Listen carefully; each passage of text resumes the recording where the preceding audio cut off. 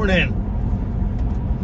So, I recently read something, and it was kind of a response to another post about just physical discipline for children.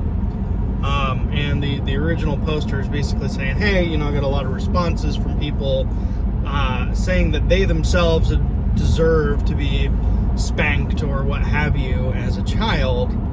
And the whole thrust of the post was, no, you didn't. No matter what you did, you're a child.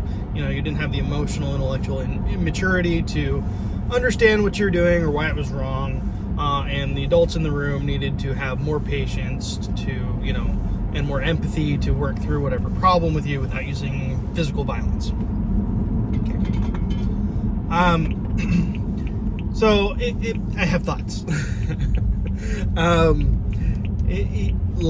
Generally, yes. I would say overall, in the vast majority of cases, it is not necessary or reasonable to physically discipline your children.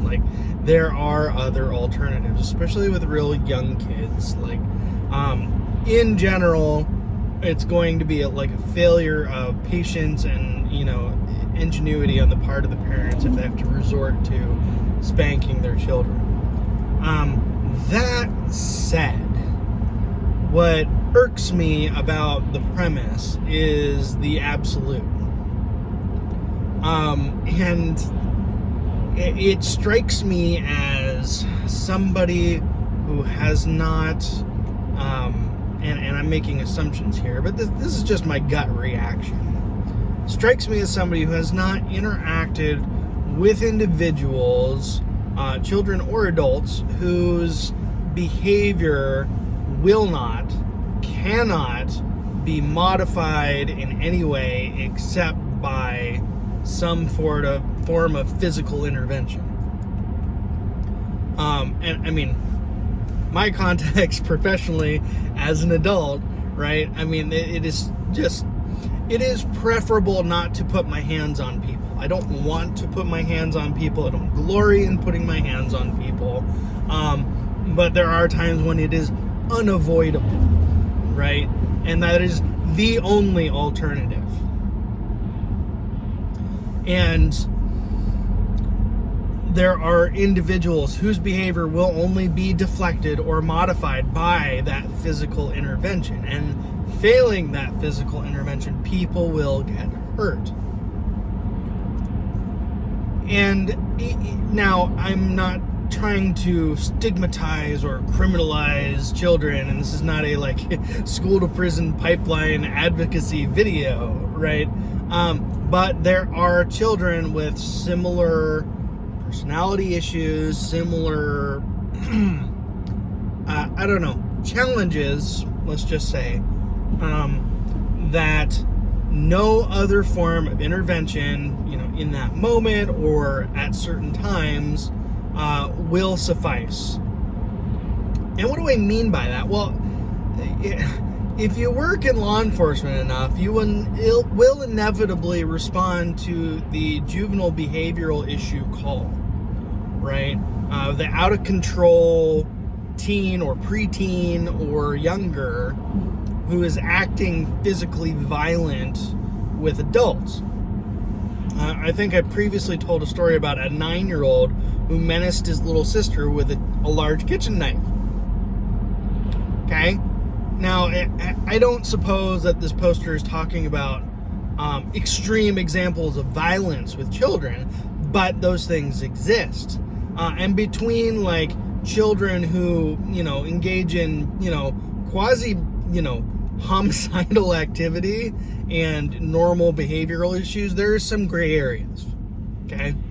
And it is disconcerting as a functional adult, the frequency with which law enforcement responds to calls where parents have out-of-control children and they feel disallowed, whether legally or morally, from putting their hands on their kids in some fashion to physically control them, to the point where parents incur injury because they are unwilling to physically intervene. And not only that, but they get into cyclical behavior with the children, where the children know, pick up very, very quickly that there are no hard limits on their behavior, right? And that, all the interventions and counseling, and believe me, there's a pile of interventions that the state tries to introduce to dysfunctional families and parents who lack, parenting and coping skills. And I mean, there's definitely some overlap there. But despite all that assistance, or even, otherwise, loving, caring, well-adjusted, competent parents who just have out-of-control kids with, massive behavioral issues, and feel, again, disallowed to physically intervene when their child is becoming violent. And it happens, right? And these kids, and especially boys, they physically mature at different rates, and some of them get large quick at like a middle school age, to where they're able to whoop on mom. You know what I mean? And it doesn't just happen one day, right? And they've been in a situation where physical outbursts from the kid were tolerated and, not sufficiently deterred and given consequences, to the point where they're now a, teen, young adults, and this behavior has not been properly mitigated over time. And they have now reached the conclusion in their mind that this is either A, okay, or B, I'm going to get away with it, and they're not going to do anything to stop me. And you end up in a situation where the parents feel they have no recourse but to call the police. And like I said, it's frighteningly often that this occurs.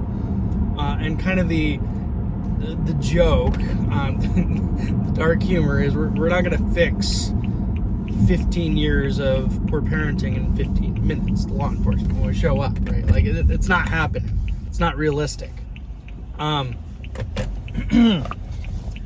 And the sorts of things that parents end up calling us on, you can, by law, use reasonable physical force to control and discipline your children. Okay? And parents need to know that, right? And yes, you should not have to spank your kids. Have empathy.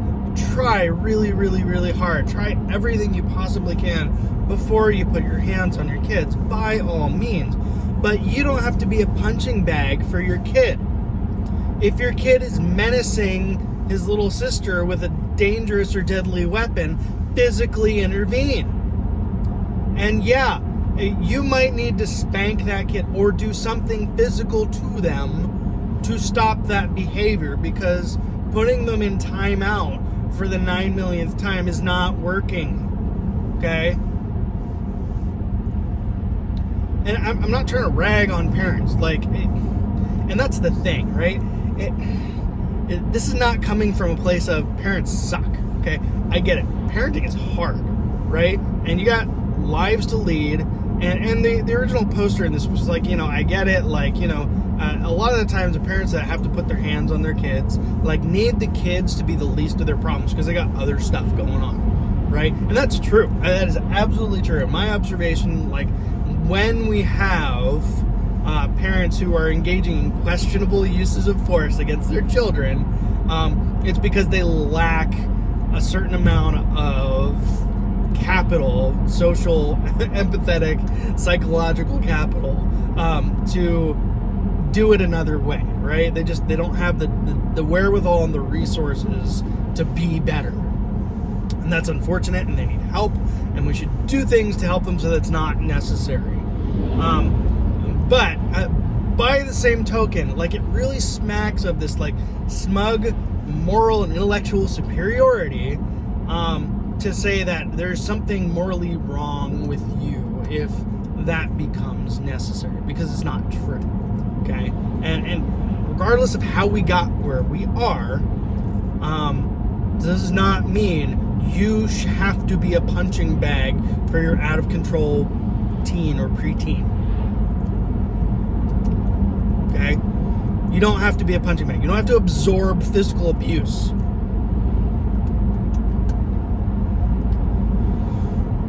And to browbeat the least capable parents because of whatever's going on in their lives for their shortcomings, and people come in all, walks of life and backgrounds and limitations. It's profoundly unfair in my mind, to tell that person you can't do that and you're a bad person if you do.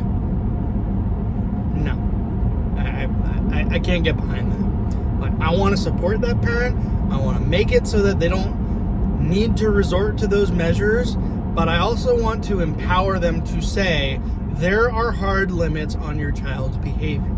Some things are out of bounds, some things are off limits, and there is a reasonable response to physical aggression. And we're losing sight of that as a society. And I understand, we don't like violence. I've talked about violence before. And violence is bad, right? We don't like it. We want to avoid it wherever possible. I agree.